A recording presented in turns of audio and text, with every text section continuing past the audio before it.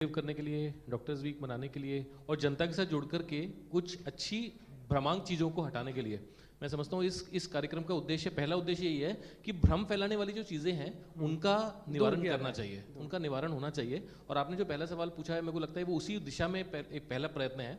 तो मैं गुलशन जी के माध्यम से और इस पूरे कार्यक्रम के माध्यम से सबसे पहले ये बताना चाहता हूँ कि आज की तारीख में हम लोग 2024 में बैठे हैं। आज से हो सकता है 50 साल पहले यदि कोई व्यक्ति यह चीज़ बोलता कि भाई कैंसर का इलाज संभव नहीं है, तो वो शायद संभव था, मतलब वो चीज़ बोल पाना शायद सही था उस समय के लिए। किंतु आज की तारीख में 2024 में बैठकर भी अगर हम यही चीज़ बोलते हैं कि कैंसर का इलाज संभव नहीं है, तो वो मिथ्या है, वो मिथ्या है और भ्रमांक है इस दुनिया का सबसे बड़ा, जिसको तोड़ने की ज़रूरत है।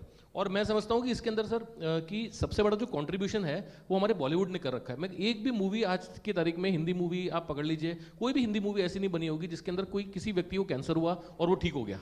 तो आपके माध्यम से, बल्कि मैं ये जो बॉलीवुड है उनके निर्माताओं तक ये बात पहुंचनी चाहिए कि इस प्रकार की भ्रमांक फैलाने वाली चीज़ों को रोकें और जनता को सही दिशा में मार्गदर्शन दें कि वह समय चला गया कि भी कैंसर से आज लोग ठीक नहीं होते हैं। आप हमारे अस्पताल में आइए, ओपीडी में आइए, ऑन्कोलॉजी के पेशेंट को देखिए, 100 में से 60 लोग ठीक होते हैं, आजीवन ठीक होते हैं।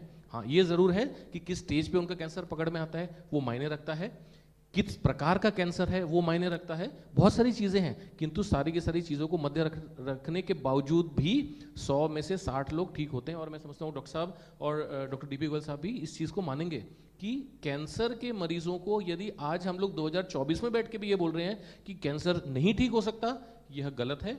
कम से कम ब्लड कैंसर का मैं विशेषज्ञ हूँ, उसके बारे में 100% इसके बारे में बोल सकता हूँ, blood cancer is not a death sentence. Cancer क्यों होता है, इसका क्या कारण है, इसके बारे में जनता देखिए, को मतलब मैं अपना बात करना चाहूँगा ब्लड कैंसर के बारे में और ब्लड से संबंधित कैंसरों के बारे में।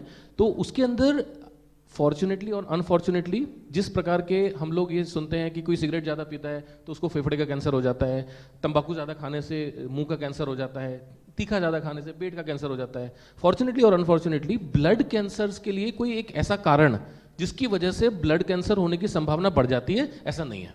लाइफस्टाइल, जो चीज़ें हम लोग एनवायरमेंटल एस्पेक्ट्स की बात करते हैं और लाइफस्टाइल की बात करते हैं, स्ट्रेस की बात करते हैं, वो इन जनरल हर प्रकार के कैंसर को बढ़ाता है। ये प्रकार के जो रिस्क फैक्टर्स होते हैं वो हर प्रकार के कैंसर को बढ़ाते हैं, सिर से लेकर के पैर तक हर प्रकार के कैंसर को कंट्रीब्यूट करते हैं। किंतु कोई एक ऐसा कोई कारण, एक ठोस कारण है जिसकी वजह से ब्लड का कैंसर होने का संभावना बढ़ जाती है, ऐसा नहीं है। बिल्कुल। हमारे साथ डीपी गोयल भी है, स्वागत है आप।